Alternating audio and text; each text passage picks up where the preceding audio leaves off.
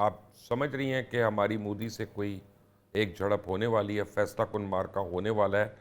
اور دوسرا یہ ہے کہ جو فیوچر ہے پاکستان کا، جیسے وڈائی صاحب نے بڑی تفصیل سے بتایا، آپ بھی مجھے بتائیں آپ کی نظر میں کیا ہے؟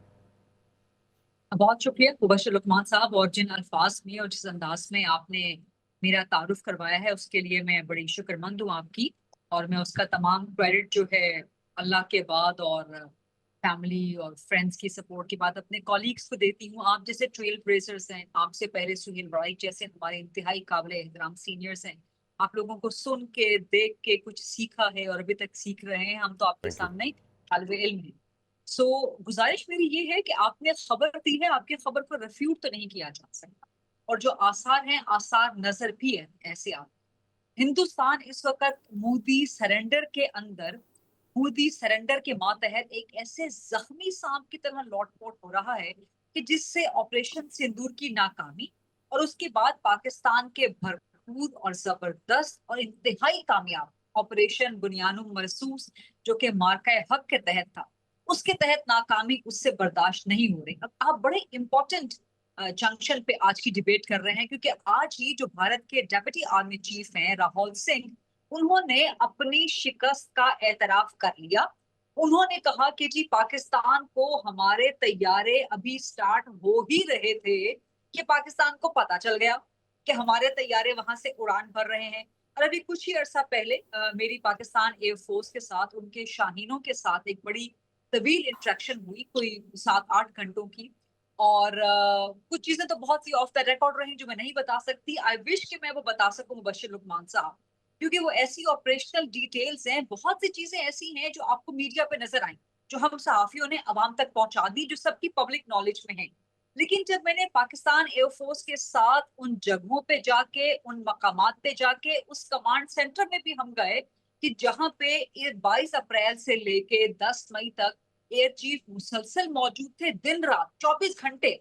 اور وہ دن کے وقت اپنے یونیفارم میں ہوتے تھے، شام کو وہ کچھ ایزی سا سوٹ پہن لیتے تھے، پاؤں میں چپل پہن لیتے تھے. وہیں پہ انہوں نے اپنا عارضی سا ایک زمین پہ بستر قائم کر لیا تھا.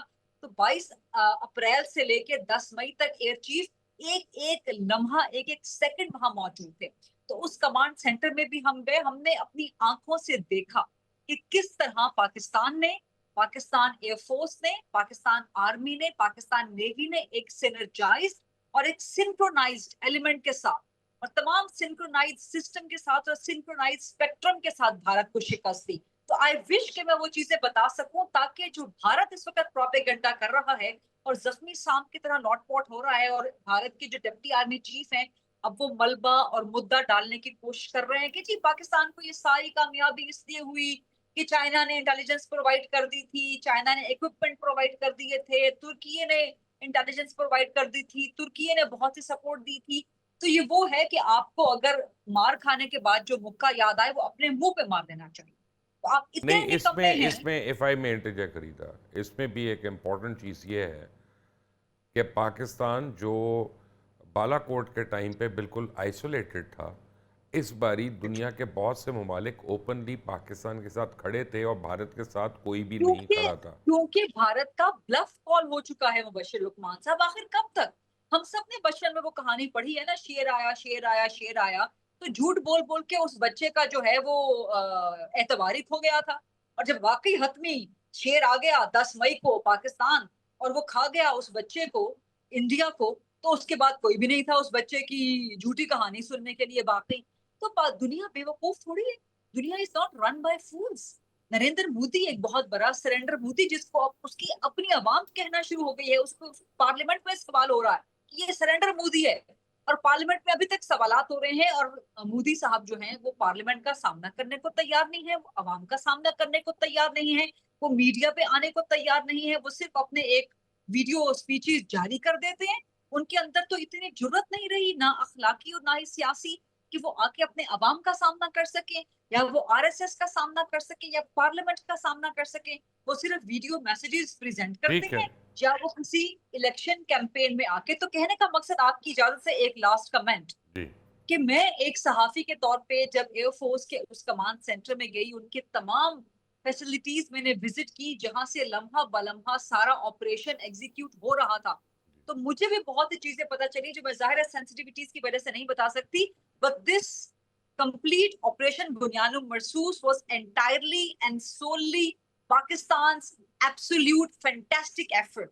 جی اس جی میں کسی بالکل کا اور کوئی کردار نہیں کوئی تھا. شک نہیں ہے. بھارت کی but having said that, Bharat کی بجلی بند کرنے سے لے کے اس کے طیارے گرانے تک ایک ایک چیز پاکستان کی انڈیجنس ہے. جی ہاں اتنے انٹیلیجنٹ آپ کے جو ہیں آفیسرز ہیں, اتنا انٹیلیجنٹ آپ کا یہ سسٹم ہے, اتنا شارپ اینڈ کوئک. اچھا دوسرا, وہ بھارت کے ڈپٹی آرمی چیف وہ وہاں پہ واویلا مچا رہے ہیں کہ جی چین نے آلات دے دیے, چین نے طیارے دے دیے. اس قدر بے وقوفانہ, کیا پاکستان یہ ڈھنڈورا پیٹے کہ بھارت کو فرانس نے رافیل دے دیے؟ مگر ایسی کم عقلی کی بات ہے. اور یہ انڈیا کا ڈپٹی آرمی نہیں چیف وہ کہہ رہا ایکچولی ان کا کہنے کا مطلب یہ ہے کہ جی اب اپنے لوگوں کو بتانے کے لیے کہ ہم پاکستان سے نہیں آ رہے, ہم چائنا سے آ رہے ہیں. وہ یہ اپنے لوگوں کو, ہے. اپنے حلقے کو انہوں نے یہ کہنا. سہیل صاحب ایک بڑی امپورٹنٹ بات ہے, آپ کی بھی ملاقاتیں ہوتی ہیں, ہماری بھی ملاقاتیں رہتی ہیں, خاص طور سفیروں سے. سعودی سے میری کچھ ملاقاتیں ہوئیں. میں نے کہا بھائی تم لوگوں نے $10 بلین پاکستان میں لگانے کا وعدہ کیا تھا, وہ کیوں نہیں لگا رہے؟ انہوں نے کہا آج لگا دیتے ہیں, اپنی کیپیسٹی تو بنا لو, اپنی کیپیسٹی تو بلڈ اپ کر لو. تو fact of the matter is کہ دنیا تو ہمیں دیکھ رہی ہے ایک ایسی جگہ جس کو اس میں انویسٹ کرنا چاہتی ہے, لیکن پاکستان کا جو ایک انفراسٹرکچر ہے, بیوروکریٹک انفراسٹرکچر کہہ لیں, اور جو باقی انفراسٹرکچر ہے, اکنامک انفراسٹرکچر, اس کی کیپیسٹی نہیں ہے کہ اتنی بڑی انویسٹمنٹس کو ہینڈل کر سکے, ان کو لا سکے. تو کیا اس ضمن میں کوئی کام ہو رہا ہے؟ کیا حکومت کی اس پہ کوئی نظر ہے کہ ہم یہ دوبارہ ایک اپرچونٹی خدا نخواستہ لوز کرنے کے لیے بیٹھے ہم؟ کہ میں نے بھی آپ کی طرح یہ کھوج لگانے کی کوشش کی کہ بھئی پرابلم کہاں ہے.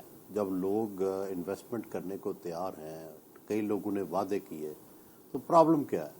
پرابلم دو ہیں بالکل جو آپ نے کہا. ایک تو بیوروکریٹک ریڈ ٹیپزم ہے, ٹھیک ہے, آنے میں, انویسٹمنٹ آنے میں. اور دوسری ہے کچھ لیگل کانسٹیٹیوشنل پرابلمز جو کہ جن کے لیے امینڈمنٹس چاہیے تاکہ لوگ اپنی جو منافع ہے وہ باحفاظت ان کو پاکستان سے لے کے جانے کی اجازت دے. اور تیسرا ایشو ہے جوڈیشری کے متعلق. جو سرمایہ کار ہیں بیرونی, ان کو یہ گلہ ہے کہ جب کبھی ڈسپیوٹ ہوتا ہے ہمیں انصاف نہیں ملتا. تو کوئی نہ کوئی ایسی آپ کو انتظامات کرنے پڑیں گے کہ جس میں ہمیں ڈسپیوٹس کے نتیجے میں فیئر ڈیسیژنز ملے, اور دوسرا ہمیں سرمایہ واپس لے جانے کے لیے سہولتیں ملیں, اور تیسرا جب ہم سرمایہ لائیں تو ریڈ ٹیپزم نہ ہو. یہ تین ایشوز ہیں. میرا خیال ہے ان پہ کام تو ہو رہا ہے, SIFC کے ذریعے امینڈمنٹس بھی میرا خیال ہے پرپوز ہو رہی ہیں. تو اسی لیے کیا ریئر منرلز آف بلوچستان کے جو ریکارڈ ایک ہے اس کو وفاق کے اندر لے کے آئے ہیں تاکہ فیصلے ہو سکیں؟ جی میرا خیال ہے کہ اس پہ کافی چیزیں میرا خیال ہے تیار تو ہو چکی ہیں. اب SIFC بھی بیٹھی ہے, گورنمنٹ آف پاکستان بھی بیٹھی ہے, پرائم منسٹر ہاؤس میں SIFC کا آفس ہے. تو امید کرنی چاہیے کہ جلد یہ ہو جائے گا. اب جب کہ ہمیں ایک مقام بھی اوپر مل گیا ہے تو اب اور ایزی ہو جائے گا یہ ایک لاگ لے کے آنا.